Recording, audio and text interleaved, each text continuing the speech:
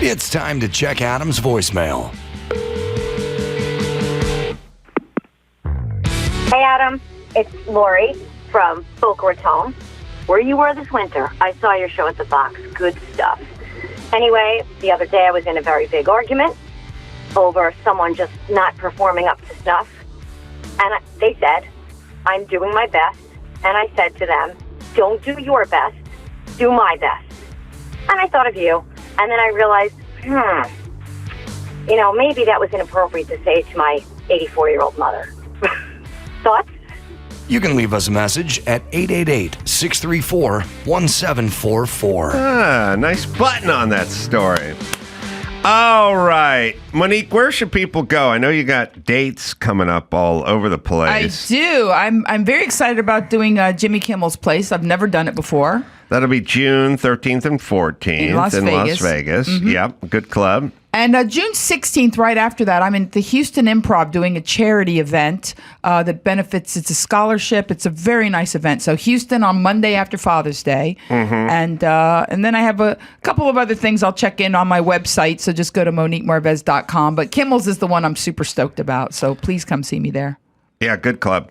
All right, what do you got? All right, first up, Ben & Jerry's co-founder arrested protesting Senate hearing. He says RFK kills people with hate.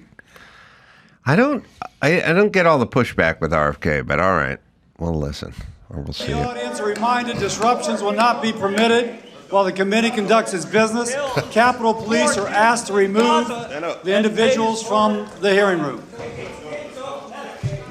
We're in a weird place in our society where everyone is pushing their opinion out 24/7 about everything all the time. It doesn't really move the needle. I know that's the Ben and Jerry guy. It's also weird how late in life people are hanging on to stuff. Like when you see those protests, like, I don't know, a couple months ago, they'd be out front of the Tesla dealership. I'm seeing women in their mid-70s just like screaming into the camera lens. And I'm like, your grandma, like at some point, I don't know. I have a strong opinion about that. Yeah, let's hear it. Well, because I don't eat meat. I'm not like I'm a pescatarian, whatever. But I feel like the PETA fish? people. Is that I fish? do. Yeah, I feel like. Wait, where's cheese and all dairy fall under that? That's fine. Vegetarians eat. So just red meat. Yeah. I don't eat chicken. I don't eat pork. I don't eat cows. Right. Whatever. Mm-hmm.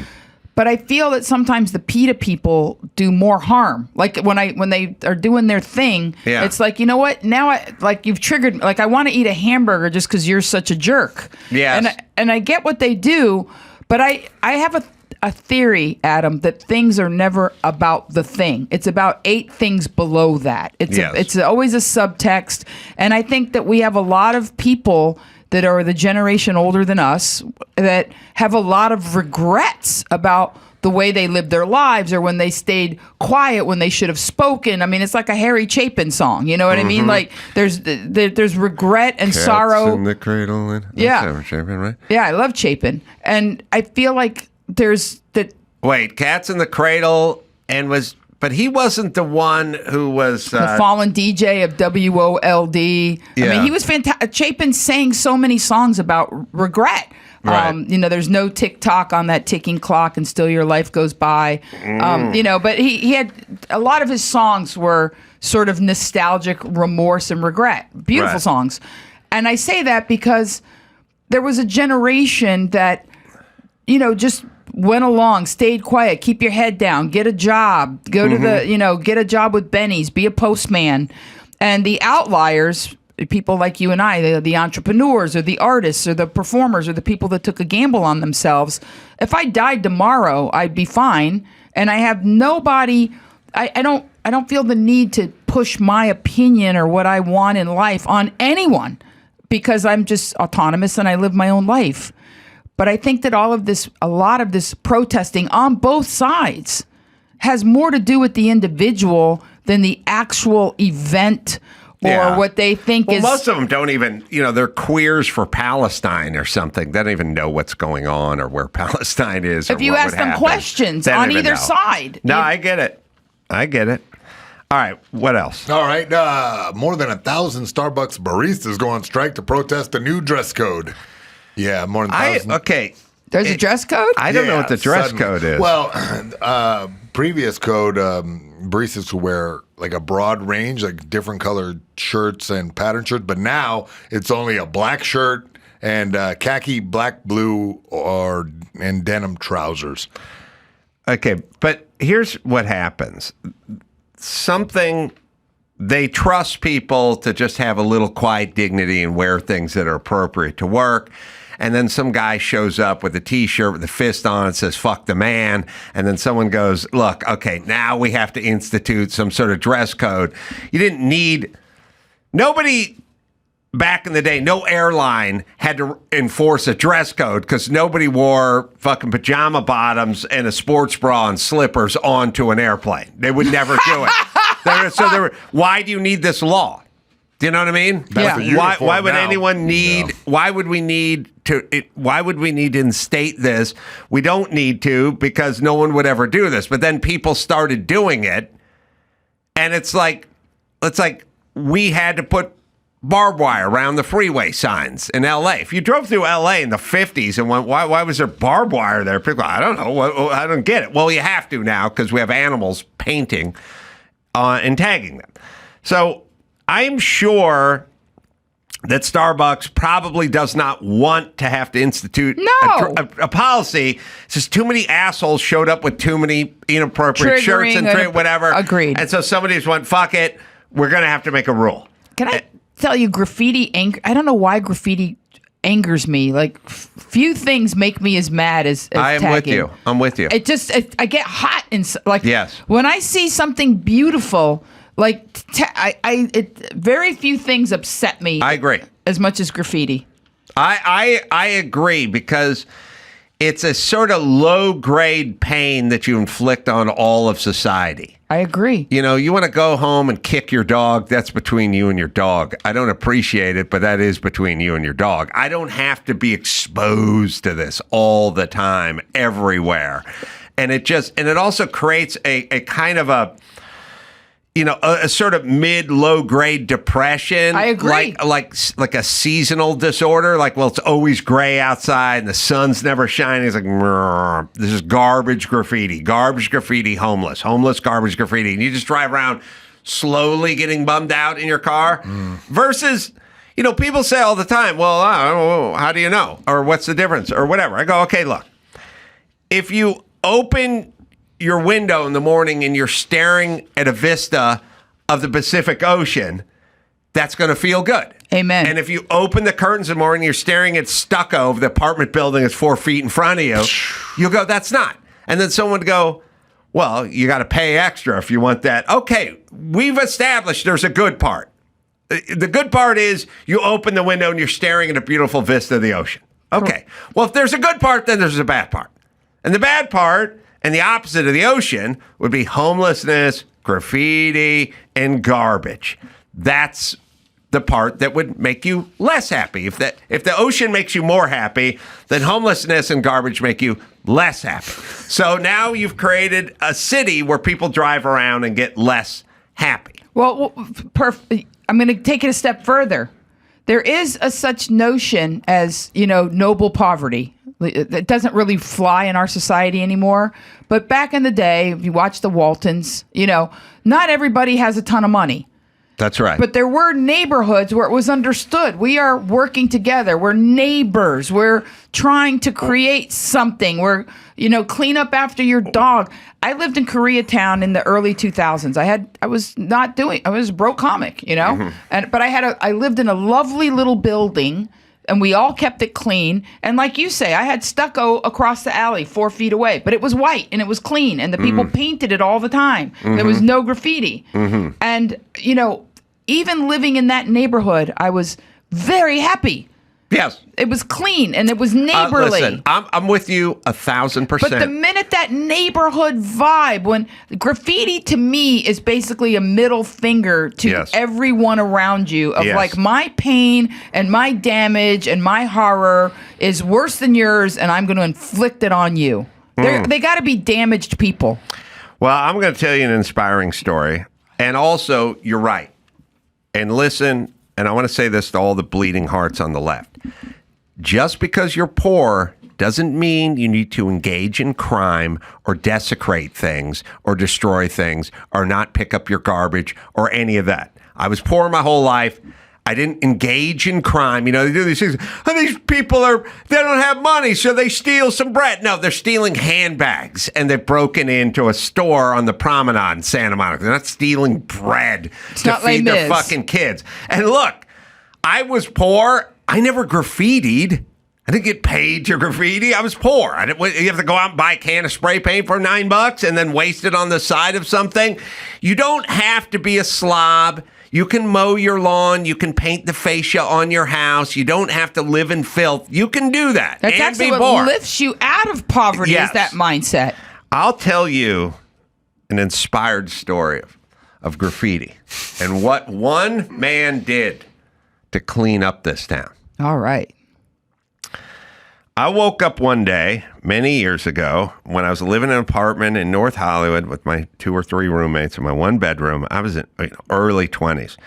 And I walked out to the alley where my garage was, at a garage in the alley off of Laurel Canyon.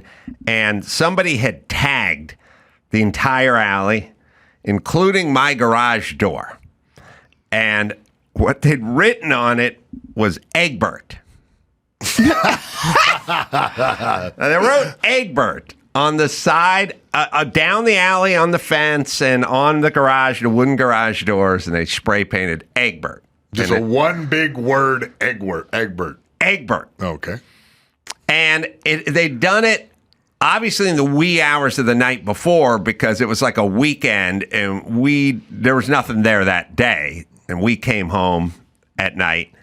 And when we woke up, it was there. Are we talking a stylish sort of like graffiti style or just a tag? Just a EGGBERT? big, ugly tag that says EGGBERT everywhere in the alley, right?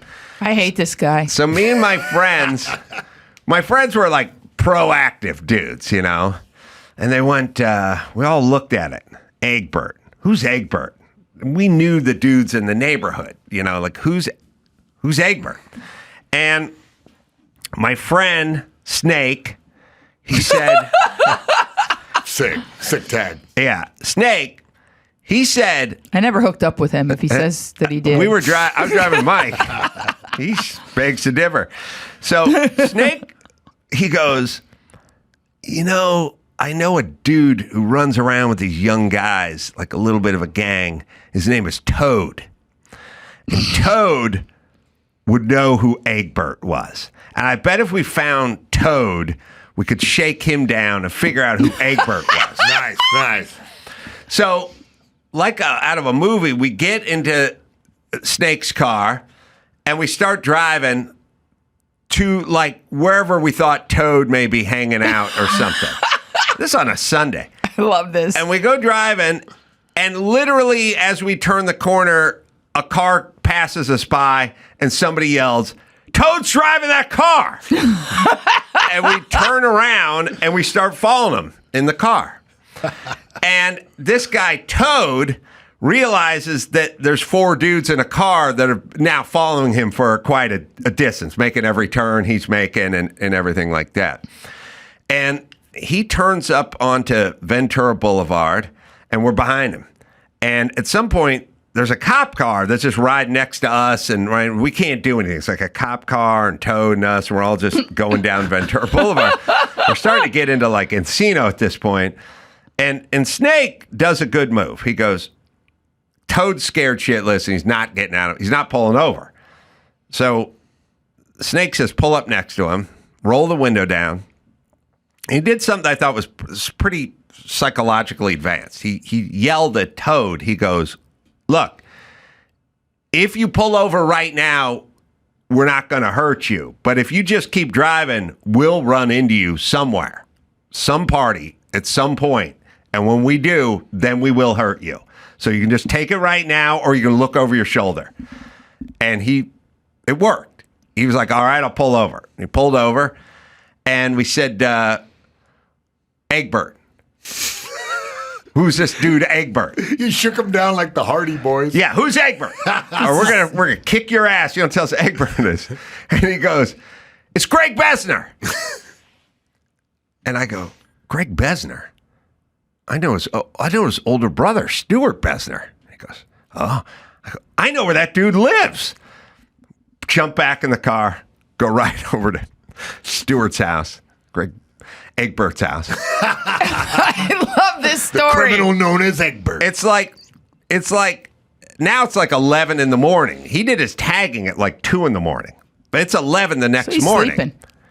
Well, we bang on the door. Parents answer the door. Hey, is Greg here? Is Greg, Egg is Greg. Yeah. Right, Bert. And Besner's, okay. Got it. So that's how we got EGGBERT. So he goes, Greg here. He goes, the mom's like, I think he just got up. He's in the shower or something. And he goes, oh, well, can we talk to him? The paint on his fingers.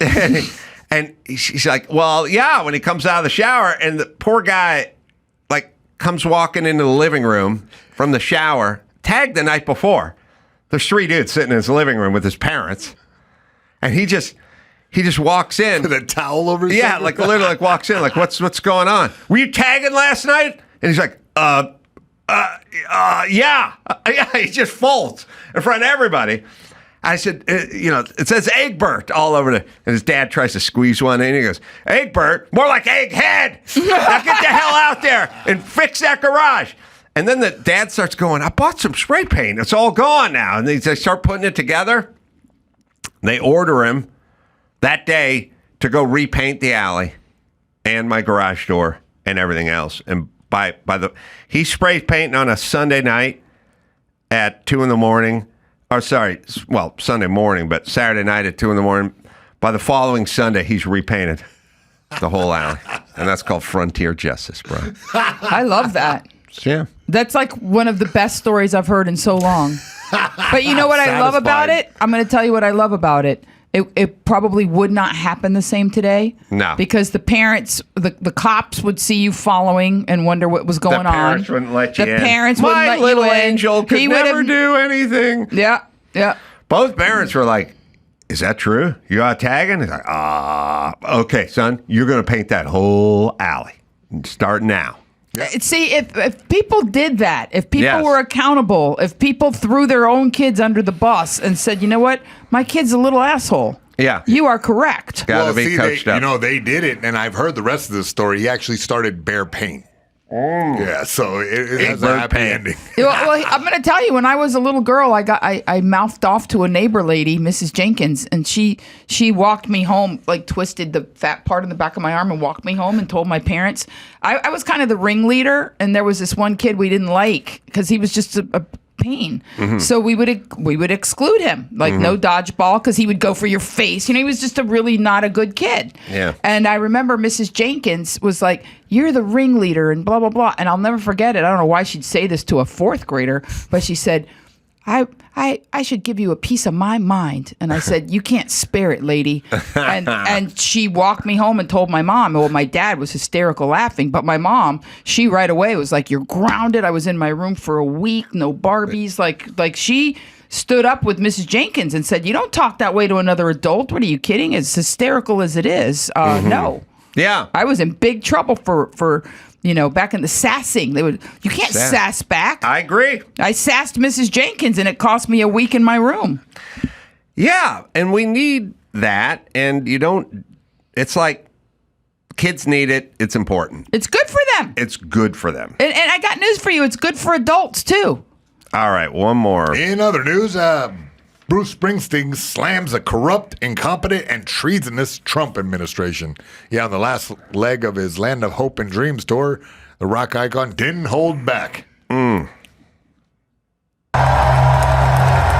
mighty E Street Band is here tonight to call upon the righteous power of art, of music, of rock and roll in dangerous times. In my home, the America I love, the America I've written about, that has been a beacon of hope and liberty for 250 years, is currently in the hands of a corrupt, incompetent, and treasonous administration. Tonight, We ask all who believe in democracy and the best of our American experience to rise with us, raise your voices against authoritarianism, and let freedom reign. This is land of hope and dreams. Sad that he turned into a dullard blowhard, but he's the same as Robert De Niro. I've told you guys this many times. Robert De Niro and Bruce Springsteen never spoke. They didn't get interviewed. They didn't do anything. And they just quietly went about their business, and you just assumed they were geniuses because they were so good at what they did. Mm-hmm. And then they started bloviating, and you're like, oh, that guy's a fucking dope. Springsteen is just playing to a stupid crowd. But here's a question. Okay. We are living... we have a tyrannical dictator for a president, and he's oppressive, and we're going to gulags. Okay. You tell me the batting average. There was a whole group. They're the same people. The same people that told us, you don't have to put pictures up of things we know. Mm-hmm. There's a whole group, and it's the same group. The same group who told you 4 or 5 years ago that COVID was a killer. How many of them are dead? Versus the same group who told you that Trump is a tyrannical dictator and going to put us into gulags. How many of them will end up in gulags? And the answer is the same number. Fucking zero. Both zero. Zero COVID. Everyone who was on CNN who told you COVID was going to kill you, just fucking fine. And everyone who said, if this guy gets elected, I'll be running for my life and probably have to move to Canada, are just hammering checks right now. So shut the fuck up. If he was this, that you claim he is, you'd be the first fucker who'd be in the gulag, Bruce. But you're never going to go. So just shut up, you narcissistic fucking prick. There's nothing worse than homespun stupid. And he's homespun dumb. Like, hey, I grew up next to the railroad tracks. 1, 2, 3. No, sorry. No. 2, 3. He doesn't have one. He did one. He did one. He did one. What happened to the... Oh, he usually starts at the 2. Either way, he's a fucking idiot. But anyway. All right. Here's what has to happen in order for me to believe you. One of you's got to die of COVID, or one of you got to go in a gulag.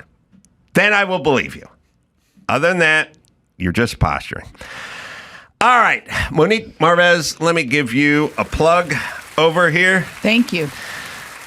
She's going to be at Jimmy Kimmel's Club, and that'll be June 3, 4, June 13th and 14th. Thank you. And Houston Improv on the 16th. I'm doing a big charity event. Please join us, Houston. It's important. And watch her very funny dry bar special. Thank you. At one's on YouTube and angel.com, right? Yes. Mine's out there as well. One's on YouTube. One's on dry bar as well. I'm going to be in Bellflower doing stand-up at the Stand-Up Comedy Club. That'll be this Saturday. 2 shows over there. Tacoma, Washington.